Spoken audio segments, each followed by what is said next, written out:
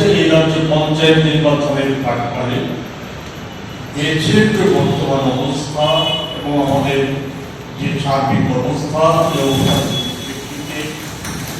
চলতি ঘটনাবলী নিয়ে কিছু বিষয় আপনাদের কাছে তুলে ধরার জনগণের কাছে আপনাদের মাধ্যমে তুলে ধরার চেষ্টা করছি। আমরা লক্ষ্য করছি, সকলে অবগত আছেন যে স্বাধীন ভারতে বর্তমান যে কেন্দ্রীয় সরকার, যে সরকারের প্রধানমন্ত্রী নরেন্দ্র মোদীজি নিজেকে দাবি করে একাধারে বিশ্বগুরু আমার দিক থেকে যে উনি দাবি করেন যে ওনার জন্ম মাতৃগর্ভে হয়নি, ওনার শাসনে যে অবস্থার সৃষ্টি হয়েছে সারা দেশব্যাপী, সেই অবস্থা বলা যায় স্বাধীনতা ভারতবর্ষে আর কখনো এমন ভয়ঙ্কর অবস্থার সৃষ্টি হয়। একদিকে সাম্প্রদায়িক ভাবে এক বিভাজনকে সৃষ্টি করা ঘৃণ্য প্রচেষ্টা, ভয়াবহ বেকারি যে কি মূল মাত্রায় গিয়ে পৌঁছেছে যে ভাবা যায় না। ঘরে ঘরে বেকার, কর্মসংস্থানের কোনো সুযোগ নেই, সেখানে সরকারি ইন্টারভিউতে জালিয়াতি করা হচ্ছে, দুর্নীতি করা হচ্ছে, শিক্ষা ব্যবস্থা ভেঙে পড়েছে, চাকরির প্রশ্নে উন্নয়নের ধ্বজা উড়িয়ে চলছে। অথচ আপনারা অবগত আছেন যে শুধু রেল দপ্তরে 3.5 লক্ষের বেশি শূন্যপদ পড়ে আছে। অথচ রেলের অবস্থা কি? গত 40 দিনে 7টা বড় বড় রেল দুর্ঘটনা হয়েছে। আমাদের বুলেট ট্রেনের গল্প স্বপ্ন তৈরি করে বেড়াচ্ছেন প্রধানমন্ত্রী নরেন্দ্র মোদীজি, বুলেট ট্রেনের স্বপ্ন তৈরি করে অথচ সাধারণ মানুষ পরিবহনের জন্য যে যোগাযোগ ব্যবস্থাকে একমাত্র মাধ্যম হিসেবে বেছে নেয়, সেই সাধারণ রেলের রেল অ্যাক্সিডেন্ট রোধ করার যে ব্যবস্থা, সেই ব্যবস্থাতে কোনো রকম নজর নেই। যে নজর না নিয়ে বুলেট ট্রেনের স্বপ্ন তৈরি করবেন, রেল অ্যাক্সিডেন্টে বেগুনে মানুষ প্রাণ বিসর্জন করছে। শিল্প কল কারখানা বন্ধ হয়ে যাচ্ছে, ব্যাপক দুর্নীতি সর্বক্ষেত্রে, উন্নয়নের স্বপ্ন ফেল করে বেড়াচ্ছে। অথচ উন্নয়নমূলক প্রতিটা কাজে কোটি কোটি টাকা, সড়ক পরিবহনে দুর্নীতির কথা আপনারা অবগত আছেন। অবস্থা দেখেন, কোটি কোটি টাকা দিয়ে সড়ক তৈরি হচ্ছে, সেই সড়কে ভূমি লস হয়, সেই সড়ক বেরিয়ে যাচ্ছে। উদ্বোধনের পরেই কোটি কোটি টাকা দিয়ে তৈরি ব্রিজ ভেঙে পড়েছে। উন্নয়নের ধ্বজা উড়িয়েছে আমাদের নতুন পার্লামেন্ট ভবন, তা চুইয়ে জল পড়ে। রাম মন্দির এত ধ্বজা করে তৈরি করেছে, রাম মন্দির চুইয়ে জল পড়ে। এই তো হচ্ছে উন্নয়ন। এই যখন আমাদের সে অবস্থা, সেই এই অবস্থা, তখন আমরা আমাদের রাজ্যে আমাদের রাজ্যে যে ডাবল ইঞ্জিন ট্রিপল ইঞ্জিনের সরকার, যাকে যে সরকার তৈরির আগে মানুষ খানিকটা বিশ্বাস করছে, আমরাও ভেবেছি যে তার পূর্বে যে সরকার 18 সালের পূর্বে যে সরকার, সেই সরকারের কিছু ব্যর্থতা, নানা প্রশ্নে মানুষ বিক্ষুব্ধ, একটা হচ্ছে মানুষ বিক্ষুব্ধ হয়ে গেছে। পরিবর্তন প্রশ্নে এসে গিয়েছিল, পরিবর্তনটা কাঙ্ক্ষিত ছিল। সেই পরিবর্তন যখন কাঙ্ক্ষিত ছিল, সেই সময় নরেন্দ্র মোদীজি থেকে শুরু করে প্রধানমন্ত্রী, স্বরাষ্ট্রমন্ত্রী, অর্থমন্ত্রী, রাজ্যের বিজেপি নেতারা, তারা অলিক স্বপ্ন দেখিয়েছে, নানা প্রতিশ্রুতি দিয়েছে। বছরে 50,000 চাকরি থেকে শুরু করে রেগার 200 দিনের রেগার কাজ, 340 টাকা মজুরি, নেগোসিয়েশন প্রথা বলে যে পদ্ধতি, সেই পদ্ধতি চিরতরে নির্মূল করা হবে। জমির দালালি বন্ধ করা হবে, মাফিয়া রাজ বন্ধ করা হবে, দ্রব্যমূল্য নিয়ন্ত্রণে আনা হবে, সুশাসন কায়েম করা হবে, গণতান্ত্রিক ব্যবস্থা সুদৃঢ় করা হবে। ভীষণ নৌকুমের অন্যান্য প্রতিশ্রুতিগুলির মধ্যে এগুলি ছিল অন্যতম প্রতিশ্রুতি। 10,323 সমস্যা সুন্দরভাবে সুষ্ঠুভাবে সমাধান করা হবে, এই জাতীয় প্রতিশ্রুতিগুলো জোর দিয়েছিলেন। আজকে অবস্থাটা হচ্ছে যে 50,000 বছরের চাকরি তো দূরে সর্বসাকুল্যে এই 6.5 বছরে 13,000-এর কাছাকাছি সরকারি কর্মসংস্থানের সুযোগ হয়েছে। সেই জায়গায় এই 13,000 যে কর্মসংস্থানের সুযোগ হয়েছে, এতেও ব্যাপক দলবাজি, চূড়ান্ত রকমের দলবাজি করা হয়েছে। বলা হয়েছিল ফিক্সড পে তুলে দেওয়া হবে, একটা ভালো সংখ্যক চাকরি, এর মধ্যে ফিক্সড পে চাকরি। আমরা লক্ষ্য করছি এই চাকরিগুলির মধ্যে কোন জায়গায় গিয়েছে যে 4 বিআরটিসি বের করে বহির্রাজ্যের কিছু বেকার যুবক যুবতী এই রাজ্যের চাকরি সরকারকে ব্যবহার করে, সরকারের মন্ত্রী বিজেপি নেতাদের একটা অংশকে ব্যবহার করে এই রাজ্যে চাকরি পাবে। এই রাজ্যের বেকার যুবক যুবতীরা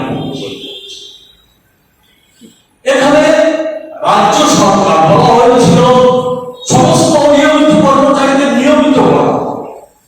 সেখানে আমরা কি লক্ষ্য করছি, সম্প্রতি রাজ্য সরকারের তরফ থেকে একটা সার্কুলার জারি করা হয়েছে, অনিয়মিত কর্মচারীদের আর নিয়মিত করা সার্কুলার জারি করা। এই হচ্ছে অবস্থা।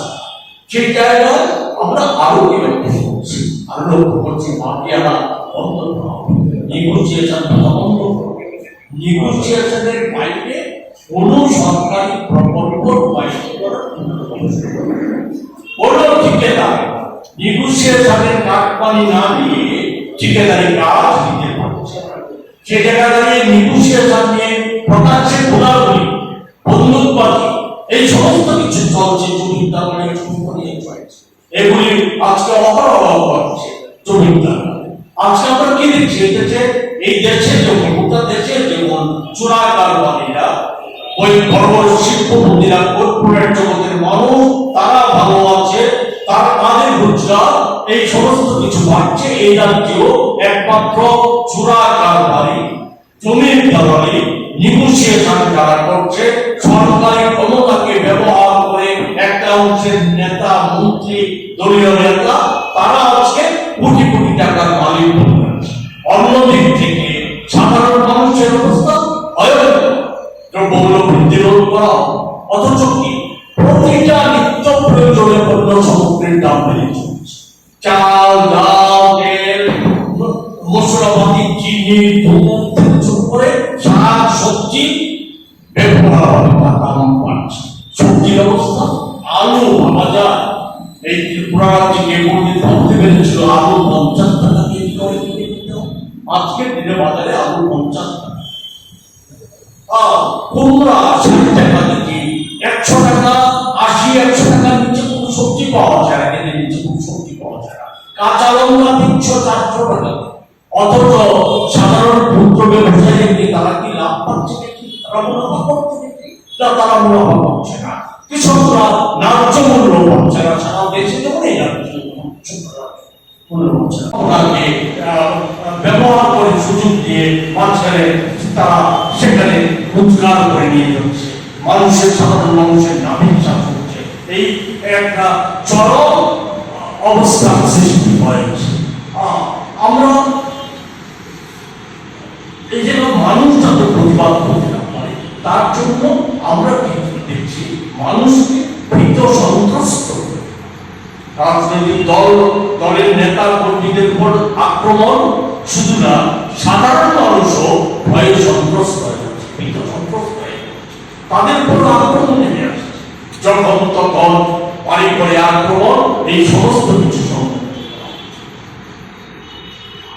এই জায়গায় দাঁড়িয়ে আমরা লক্ষ্য করছি যে সুশাসনের বিজ্ঞাপন সারা দেশে এই রাজ্য সুশাসনের বিজ্ঞাপন দিয়ে বেড়াচ্ছে, সুশাসনের বিজ্ঞাপন বেড়াচ্ছে, সুশাসনের কথা বলছে। অথচ আমরা এই সুশাসনের মধ্যে আমরা দেখছি কোনো অংশের আজকে সুখী চিকিৎসা স্কুল বন্ধ হয়ে যাচ্ছে, শিক্ষকের অভাবে স্কুল বন্ধ হয়ে যাচ্ছে। প্রতি বছর দুবার করে টেটের পরীক্ষা নেওয়ার কথা, গত 3 বছরে একবার পরীক্ষা নেওয়া হয়নি। বেকার যুবক যুবতীদের সুযোগ দেওয়া হয়নি। যারা পাস করে বসে আছে, পরীক্ষা উত্তীর্ণ হয়ে বসে আছে, তাদের চাকরির ব্যবস্থা, হাসপাতালের অবস্থা ভয়ঙ্কর, স্বাস্থ্য ব্যবস্থা ভেঙে পড়েছে। স্বাস্থ্যতা টিভি হাসপাতাল সহ রাজ্যের সবকটা ছোট মাঝারি স্বাস্থ্য কেন্দ্রে চিকিৎসক, স্বাস্থ্যকর্মীর অভাব। আজকে চিকিৎসা সামগ্রী, জীবনদায়ী ঔষধ, এই সমস্ত থেকে সরকার হাত গুটিয়ে দিয়েছে। ডায়াগনোসিস সম্পর্কে কিডনি রোগীদের জন্য যে ডায়াগনোসিসের ব্যবস্থা, সেই ব্যবস্থা বেসরকারি সংস্থা হাতে তুলে দেওয়া হয়েছে। আর এর ফলে যারা কিডনি রোগী সরকারি ব্যবস্থাপনায় তারা যে সুবিধা পেত, আজকে সেই সুবিধা পাচ্ছে না। মরার উপর খারাপ সরকার বলা হচ্ছে বেসরকারি সংস্থার যে খরচ সেটা সরকার বহন করবে, কিডনি রোগীদের বহন করা হবে না। সেই ক্ষেত্রে আমি শুধু আপনাদের স্মরণ করে দিতে চাই, নরেন্দ্র মোদীজির আমলে মোবাইল ফোনের ক্ষেত্রে জিও মোবাইল ফোন প্রথমে বিনা পয়সায় মানুষের মধ্যে দেওয়া হয়েছিল। তারপর রিচার্জের খরচ 99 টাকা, আর এখন তো লাগামহীনভাবে একতরফাভাবে বাড়িয়ে চলছে মোবাইলের খরচ। আমাদের এই যে স্বাস্থ্য ব্যবস্থাকে বেসরকারি হাতে তুলে দেওয়া হবে, কিন্তু তাতেও রাজ্যের মানুষ উপহার এমন তলার অবস্থায় চিন্তা করার কথা বললে বলবো। আমরা দেখেছি গত 6.5 বছরে এই রাজ্যে জনমত দেওয়ার জন্য যে নির্বাচনগুলি সংগঠিত হয়েছে, একটা নির্বাচন অবাধ করে সরকারকে ব্যবহার করে, ঠেকানো বাহিনীকে ব্যবহার করে, বাইক বাহিনী, হেলমেট বাহিনীকে ব্যবহার করে নির্বাচনগুলিকে প্রহসনে পরিণত করা হচ্ছে। আজকে পঞ্চায়েত নির্বাচন, এই পঞ্চায়েত নির্বাচনকে সামনে রেখে খুন, আক্রমণ, বেপরোয়া আক্রমণ, বাড়িঘর জ্বালিয়ে দেওয়া, ধন সম্পত্তি নষ্ট করা, নমিনেশন জমা দিতে বাধা দেওয়া, এই সমস্ত কিছু সংগঠিত করা হচ্ছে। 2019 সালের নির্বাচনে 96% আসনে সেখানে বলা যায় নমিনেশন জমা দিতে দেয়নি। আর আজকে বর্তমান মুখ্যমন্ত্রী মানিক সাহা সেখানে ওনার মুখ্যমন্ত্রিত্ব ধরে রাখার জন্য 100% পঞ্চায়েত দখল করার পক্ষে 11 বাহিনী, রাজ্য সরকার, দলদাস পুলিশ প্রশাসন, নির্বাচন কমিশন একে ব্যবহার করার চেষ্টা করছে। এই জায়গায় দাঁড়িয়ে আমরা কংগ্রেস সহ যে এই রাজ্যে গণতান্ত্রিক ধর্মনিরপেক্ষ বিরোধী দলগুলি সামান্য যে কয়টা আসনে নমিনেশন দিতে পেরেছে, সেই জায়গায় মানুষকে সংগঠিত করার চেষ্টা করছে, যাতে মানুষ তাদের ভোটাধিকার নির্ভয়ে প্রয়োগ করতে পারে। আমরা নিশ্চিত যদি মানুষ নির্বাচন মণ্ডলী যেই জায়গায় নির্বাচন হবে, সেই জায়গায় নির্বাচন মণ্ডলী যদি ভোটাধিকার নির্ভয়ে প্রয়োগ করতে পারে, তাহলে যেই আসনগুলিতে নির্বাচন হবে সেই সমস্ত আসনে বিজেপি দলের পরাজয় নিশ্চিত। এটা সম্পর্কে আমাদের কোনো সন্দেহ নেই, সে জায়গা পরাজয় নিশ্চিত। এমন অবস্থায় দাঁড়িয়ে আমরা আপনাদের মাধ্যমে রাজ্যবাসীর কাছে আমাদের অগণিত দলীয় কর্মী, সমর্থক, দরদী বন্ধু যারা আছে, এছাড়া গণতান্ত্রিক ধর্মনিরপেক্ষ যে সমস্ত রাজনৈতিক দল, বিজেপি বিরোধী রাজনৈতিক দলগুলি আছে, তাদের যারা দলীয় কর্মী, সমর্থক বন্ধু আছে, সকলের কাছে আবেদন করছে ঐক্যবদ্ধ দেশকে রক্ষা করার জন্য, দেশের মানুষ যেমন ঐক্যবদ্ধ হচ্ছে, আমাদের রাজ্য, এই রাজ্যটাকে রক্ষা করার জন্য, রাজ্যের যে ভয়ঙ্কর অবস্থা, অবর্ণনীয় অবস্থা, এই অবস্থার হাত থেকে, দুঃশাসকদের হাত থেকে রাজ্যটাকে রক্ষা করার জন্য, লুটপাটকারীদের হাত থেকে রাজ্যটাকে রক্ষা করার জন্য ঐক্যবদ্ধ প্রতিরোধ সংগঠন গড়ে তোলার জন্য আহ্বান করছি, যার মধ্য দিয়ে এই বাকি শুদ্ধ এই সরকারটাকে বিসর্জন দেওয়া যায় সেই ব্যবস্থা করে দেওয়ার জন্য আহ্বান হচ্ছে। এর ফলে এর মধ্য দিয়ে রাজ্যের মানুষের মঙ্গল সাধিত হবে। এর অন্যথা হলে আরো ভয়ঙ্কর অবস্থা তৈরি হবে। এই কথাগুলি আপনাদের মাধ্যমে রাজ্যের জনগণের অবগত করার জন্য আমরা